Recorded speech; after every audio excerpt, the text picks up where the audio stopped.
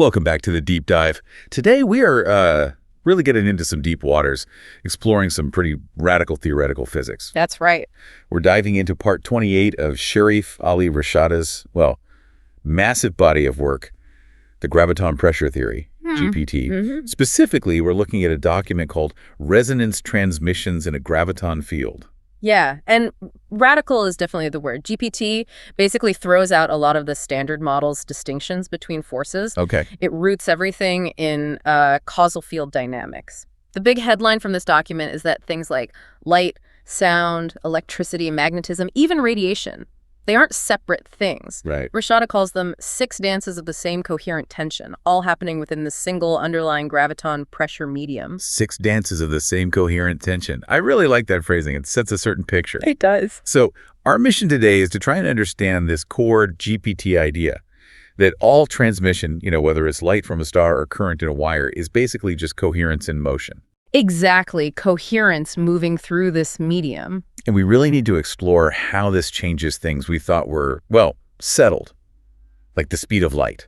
Yeah. Or how electricity actually works. Huge shifts in perspective. Okay, so let's start with that core mechanism, this medium. Right. So to even begin with GPT, you kind of have to let go of the idea of empty space, completely. No vacuum? No vacuum.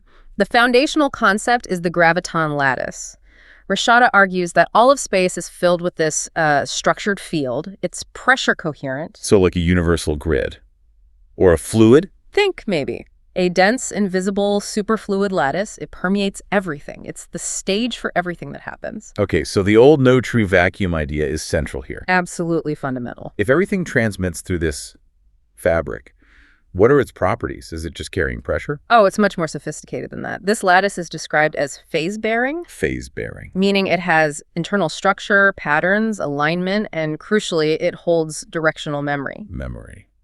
How so? Well, if you strain it, if you push on it, the pattern change doesn't just vanish instantly. The lattice retains an imprint of that direction, that force. Right, okay. And all the things we see, light, sound, electricity, they're just different ways this lattice gets strained or patterned. That makes a certain kind of sense. If it's all just patterns in one medium, yeah, then the way we measure them should be unified too, right? Yeah. Not separate constants for everything. Precisely. GPT aims for dimensional unity.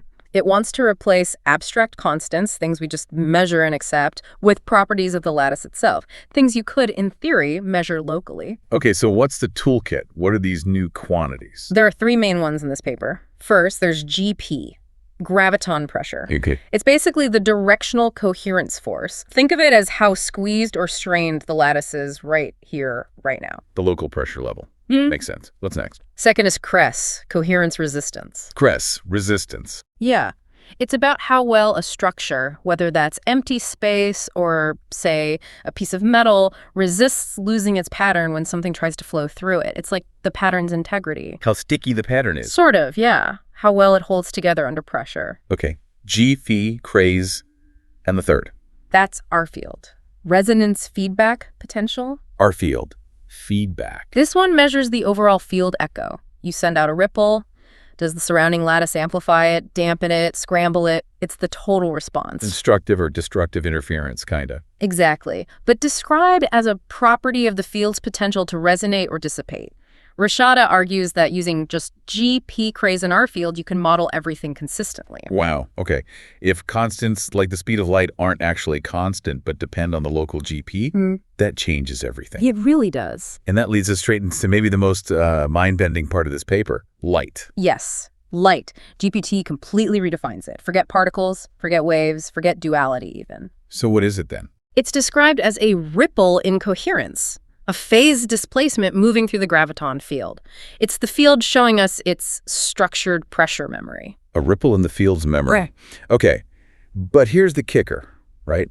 If light is just a ripple in a medium, its speed, $7 can't be the universal limit we always thought it was. Exactly. That's the big one. GPT says the speed of light, said in L's, is actually the resonance refresh rate of an undeformed graviton field. The refresh rate. Yeah. Like how quickly the lattice can snap back. Kind of, yeah. How quickly it can pass along that coherent pattern. And crucially, it's field relative. It's not fixed. So it can change. It changes with graviton pressure, with GPT. GPT argues light slows down near massive objects, not because space-time is curving, but because the lattice itself is compressed.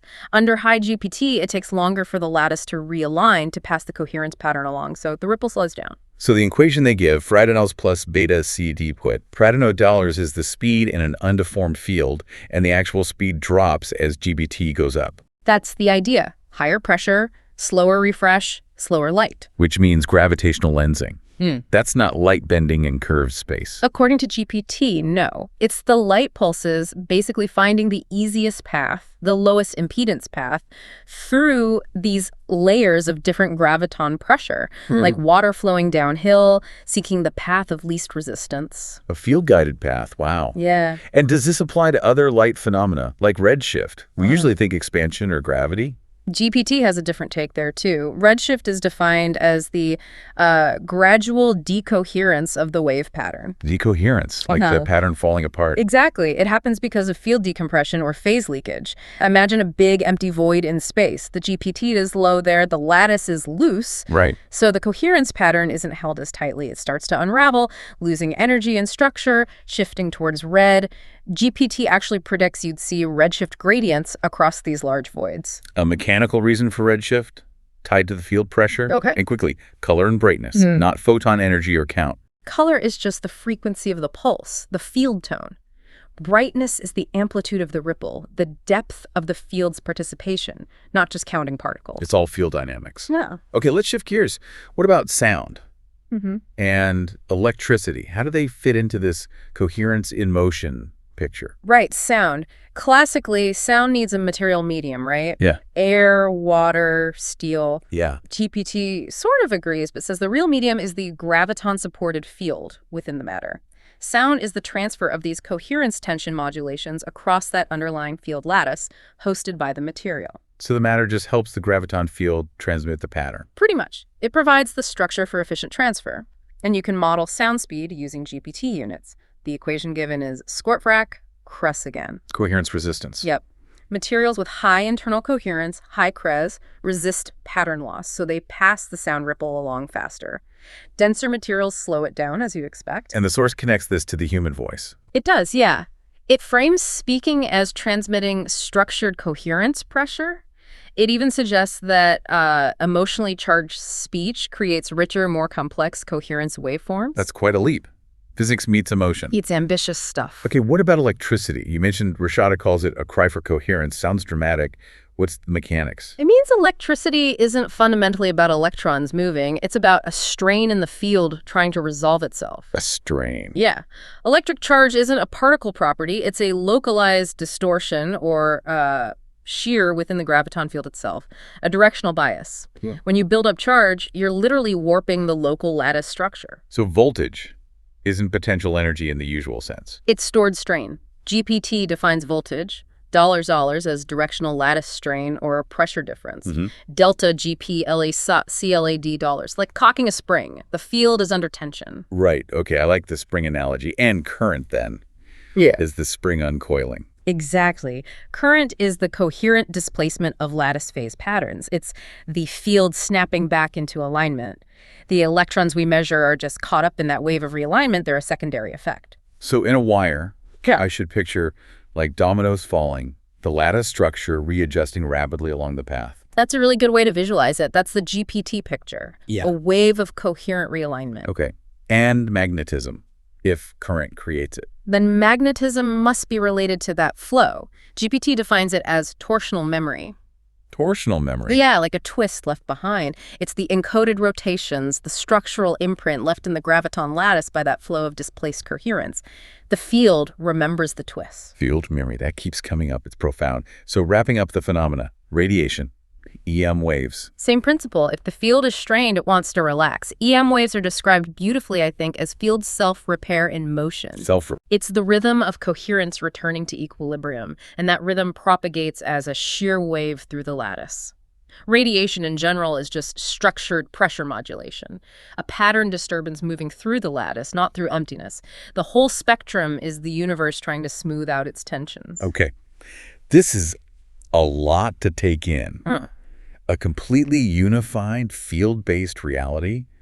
If you, the listener, start to accept this framework, what are the implications, practically? Well, engineering would change fundamentally. You'd stop thinking about just pushing electrons around. Right. It becomes about steering resonance through field corridors. You design circuits as tension systems. Capacitors wouldn't store charge. They'd store alignment strain in the lattice. Manipulating the field structure directly. What about materials? Big implications there, too. Think about soundproofing. Instead of just absorbing vibrations, GPT suggests you could engineer materials with extremely high CRES, high coherence resistance.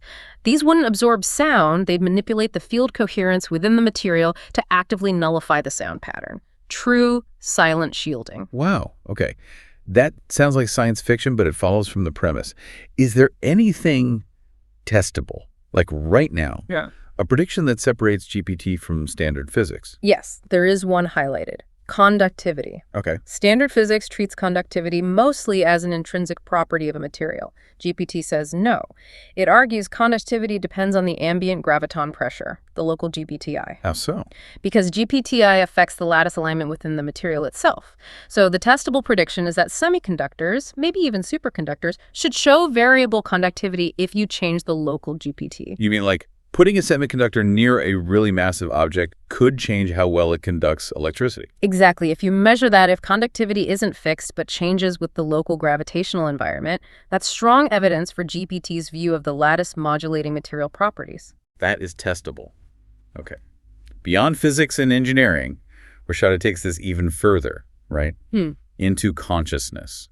Yeah, the theory has that kind of scope. It suggests minds aren't separate from this field. They're nested within it. So awareness isn't just brain chemistry. In GPT, awareness is resonant participation with the field. You are part of this coherent structure. And thoughts, emotions. Thought is defined as structured coherence fluctuation.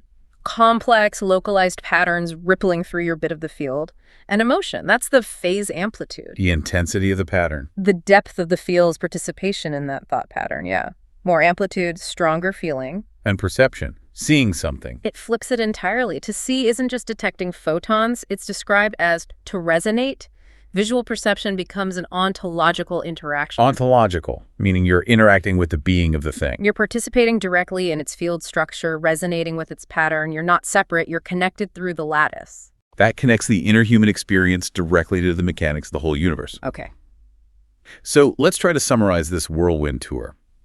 The big picture from GPT Part 28 is transmission is communication. Right. The cosmos isn't just bits colliding, it's singing, negotiating.